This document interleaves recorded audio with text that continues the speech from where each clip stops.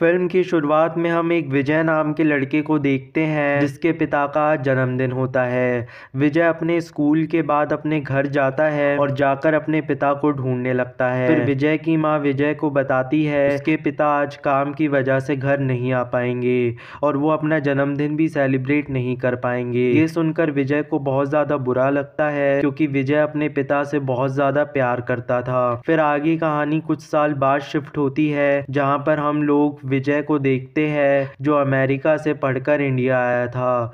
जब वो इंडिया आता है तो उसे पता चलता है कि उसकी क्लासमेट गीतांजलि की एंगेजमेंट हो रही है और 2 दिन बाद ही गीतांजलि की शादी भी है। विजय को ये सुनकर बहुत ज़्यादा बुरा लगता है क्योंकि विजय गीतांजलि से प्यार करता था। फिर विजय गीतांजलि को उसकी एंगेजमेंट वाले दिन ही प्रपोज कर देता है और जो गीतांजलि होती है वो विजय के प्रपोजल का कोई भी रिप्लाई नहीं करती। फिर आगे कहानी में विजय के पिता बलबीर सिंह का जन्मदिन होता है। उस जन्मदिन पर विजय की पूरी फैमिली आती है और हमें यहाँ पर विजय की पूरी फैमिली को दिखाया जाता है। विजय की बड़ी बहन का नाम होता है रीत और रीत के हस्बैंड का नाम होता है वरुण। विजय की छोटी बहन का नाम होता है रूप। फिर बलबीर सिंह के जन्मदिन पर वरुण सीएम को भी इनवाइट करता है और यहाँ पर सीएम साहब भी आते हैं। जो विजय होता है वो सीएम साहब की कोई ज़्यादा रिस्पेक्ट नहीं करता, लेकिन वरुण विजय से कहता है कि ये सीएम आगे चलकर पीएम बनने वाला है। वरुण यहाँ पर विजय को काफ़ी सारी बातें बताता है, लेकिन विजय यहाँ पर वरुण की बात पर कोई भी ध्यान नहीं देता।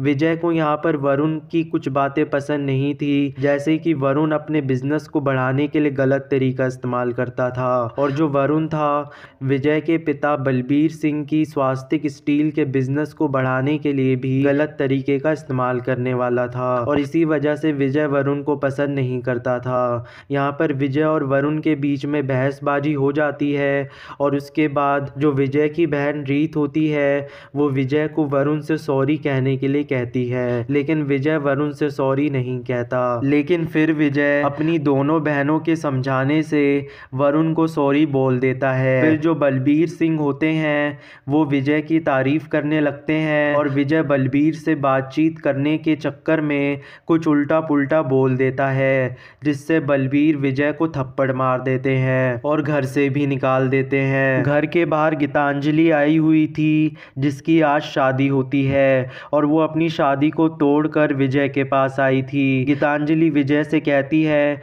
कि मैं तुमसे प्यार करती हूँ और तुमसे शादी करना चाहती हूँ। फिर विजय और गीतांजलि बलबीर सिंह के पास जाते हैं, लेकिन बलबीर सिंह उन दोनों की बात का कोई भी रिप्लाई नहीं देते। फिर गीतांजलि और विजय गीतांजलि के घर जाते हैं जहाँ पर गीतांजलि के परिवार वाले विजय को एक्सेप्ट नहीं करते, लेकिन यहाँ पर विजय और गीतांजलि परिवार वालों के सामने ही स्मूच करने लगते हैं और फिर विजय गीतांजलि को अपने प्राइवेट जेट में बिठाकर अमेरिका ले जाता है जहाँ पर ये दोनों शादी करते हैं और वहीं पर ही रहना शुरू कर देते हैं। फिर आगे की कहानी 8 साल बाद शिफ्ट होती है। हम लोग विजय को देखते हैं जो अपनी गैंग के साथ एक होटल में जाता है और जाकर वहाँ की सबसे पहले सिक्योरिटी को मारता है और उसके बाद होटल के सभी लोगों को बंदी बना लेता है और फिर विजय अपने ही बहन के हस्बैंड वरुण को तड़पा तड़पा के मार डालता है। विजय ने अपने ही जीजा वरुण को क्यों मारा ये जानने के लिए कहानी कुछ दिन पहले शिफ्ट होती है। हम लोग बलबीर सिंह को देखते हैं जिन्हें 2 बाइकर्स आकर गोली मार देते हैं। बलबीर सिंह को 2 गोलियां लगती हैं लेकिन उनकी जान बच जाती है। फिर ये बात वरुण मीडिया को बताता है और फिर इसी बात का पता विजय को भी चल जाता है और विजय अपने बीवी और बच्चों के साथ अमेरिका से इंडिया आ जाता है ताकि वो अपने फादर से मिल सके।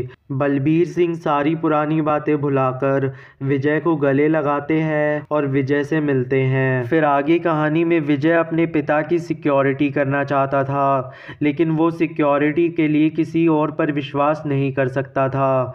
इसीलिए विजय अपने पुराने घर पंजाब जाता है जहाँ पर उसके दादा के भाई की फैमिली रहती थी। विजय अपने दादा के भाई की फैमिली के बच्चों से मदद मांगता है और कहता है कि उसके पिता को उनकी ज़रूरत है। वे सब लोग विजय की मदद करने के लिए तैयार हो जाते हैं और विजय के साथ चल देते हैं। फिर वे लोग विजय के पिता की सिक्योरिटी करना स्टार्ट कर देते हैं और जो विजय होता है वो अपने पिता की सिक्योरिटी को और भी ज़्यादा टाइट करने के लिए अपने पिता बलबीर सिंह का डुप्लीकेट लेकर आ जाता है। फिर ये जो डुप्लीकेट होता है ये बलबीर सिंह की सारी मीटिंग्स को अटेंड करने लगता है और किसी को इसके ऊपर शक भी नहीं होता। एक दिन बलबीर सिंह का डुप्लीकेट कहीं मीटिंग करने के लिए जा रहा था और कुछ लोग उस पर हमला कर देते हैं और हमें पता चलता है कि ये सब एक असरार नाम का आदमी कर रहा है। वे लोग बलबीर सिंह के डुप्लीकेट को मार डालते हैं और सबको लगता है कि बलबीर सिंह मर चुका है। जब ये वाली बात विजय को पता चलती है फिर विजय अपने फादर को सबके सामने लेकर आता है और हमें पता चलता है कि वो बलबीर सिंह का डुप्लीकेट था। फिर जब ये वाली बात वरुण को पता चलती है तो वरुण किसी से फ़ोन पर बात कर रहा था और जिससे वो बात कर रहा था वो और कोई नहीं असरार था और इस बात का पता विजय को भी चल जाता है क्योंकि विजय ने वरुण का फ़ोन पहले ही हैक कर रखा था। और जब ये वाली बात विजय को पता चलती है तो विजय वरुण की जान ले लेता है। फिर आगे कहानी में विजय एक होटल में जाता है एक गन डीलर के साथ मीटिंग करने के लिए। उस होटल पर असरार के आदमी हमला कर देते हैं और कम से कम 200 से ज़्यादा आदमी होते हैं जो उस होटल पर हमला करते हैं, लेकिन विजय जो होता है वो अकेला ही उन 200 आदमियों पर भारी पड़ता है और यहाँ पर ख़तरनाक एक्शन होता है। फिर 200 आदमी और आ जाते हैं और फिर विजय एक बहुत बड़ी मशीन गन लेकर उन सब लोगों को मार डालता है और इसके साथ साथ असरार की भी जान ले लेता है। असरार और उसके आदमियों से लड़कर विजय बहुत ज़्यादा जख्मी हो जाता है और उसे काफ़ी सारी गोलियां भी लग जाती है। इसकी वजह से वो 15 दिन तक कोमा में रहता है और कोमा से बाहर आ जाने के बाद जब विजय को होश आता है तो विजय के काफ़ी सारे ऑर्गन्स डैमेज हो चुके थे। विजय का हार्ट भी डैमेज हो चुका था और विजय के हार्ट को ट्रांसप्लांट करना था और फिर ये काम भी जल्दी हो जाता है, विजय का हार्ट ट्रांसप्लांट हो जाता है। फिर आगे कहानी में हम लोग इस्तांबुल को देखते हैं जहाँ पर इस कहानी का मेन विलन अबरार होता है। अबरार की आज चौथी शादी होती है और उस शादी के बीच में ही अबरार का आदमी उसे बताता है कि उसके छोटे भाई असरार को इंडिया में किसी ने मार डाला है। ये बात सुनकर अबरार उस आदमी की जान ले लेता है और वहाँ शादी में सब लोगों के सामने ही अपनी सुहागरात मनाने लगता है। फिर इंडिया में हम लोग एक जोया नाम की लड़की को देखते हैं जो विजय से मिलने के लिए आती है और वो विजय को बताती है कि जिस आदमी ने तुम्हें अपना हार्ट दिया है वो आदमी और कोई नहीं मेरा मंगेतर है। विजय ये वाली बात सुनकर इमोशनल हो जाता है और वो जोया को अपने दादाजी के घर में रहने देता है। जब जोया विजय के दादाजी के घर में रह रही थी तो विजय और जोया आपस में मिलने लगते हैं और यहाँ पर इन दोनों में प्यार हो जाता है और ये दोनों हम बिस्तर भी हो जाते हैं। फिर आगे कहानी में विजय जोया को एक कार गिफ्ट करता है जो कार डिलीवरी के टाइम पर ही ब्लास्ट हो जाती है। विजय को यहाँ पर कुछ भी समझ में नहीं आ रहा होता और फिर यहाँ पर जोया इमोशनल होती है और वो विजय को बताती है कि उसे यहाँ पर अबरार ने भेजा था। अबरार ने जोया को यहाँ पर इस वजह से भेजा था ताकि वो विजय को अपने प्यार में फंसाकर विजय को और विजय की पूरी फैमिली को अबरार तक पहुँचा दे ताकि अबरार विजय और विजय की फैमिली को मार सके। ये वाली बात जब विजय को पता चलती है तो विजय जोया को बताता है कि उसे ये वाली बात पहले से ही पता थी कि जोया को यहाँ अबरार ने भेजा है। वो बस यहाँ पर जोया के थ्रू अबरार का प्लान पता करना चाहता था, यानी कि जो जोया विजय को अपने प्यार में फंसाना चाहती थी विजय ने उसे ही अपने प्यार में फंसाकर उससे अबरार का सारा प्लान पता कर लिया। विजय के दादाजी बलवंत सिंह बताते हैं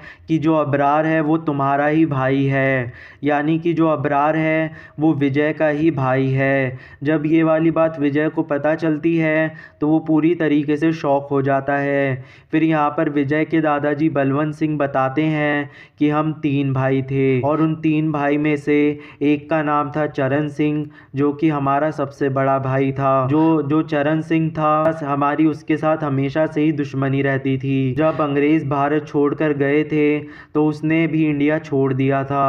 इंडिया छोड़ने के बाद इस्तांबुल जाकर सेटल सेटल हो गया और वहाँ जाकर उसने अपना धर्म बदल लिया और धर्म बदल कर उसने 3-4 शादियाँ करी और उन 3-4 शादियों में से एक का लड़का अबरार है। बलवंत सिंह यहाँ पर ये भी बताते हैं कि तकरीबन 4 साल पहले अबरार स्वास्तिक स्टील कंपनी में अपना हिस्सा मांगने के लिए आया था, लेकिन हमने उसे हिस्सा देने से मना कर दिया और इसीलिए अब वो हमें मारकर स्वास्तिक कंपनी को हड़पना चाहता है। विजय के दादाजी अबरार को मारने के लिए विजय को मना करते हैं, लेकिन विजय नहीं मानता और फिर वो इस्तांबुल चला जाता है और इस्तांबुल जाने के बाद वो अबरार के साथ लड़ाई करता है और यहाँ पर हमें एक बेहतरीन फाइट दिखाई जाती है और इसी फाइट के अंदर विजय अबरार को मार डालता है और यहाँ पर ये कहानी ख़त्म होती है। Thank you.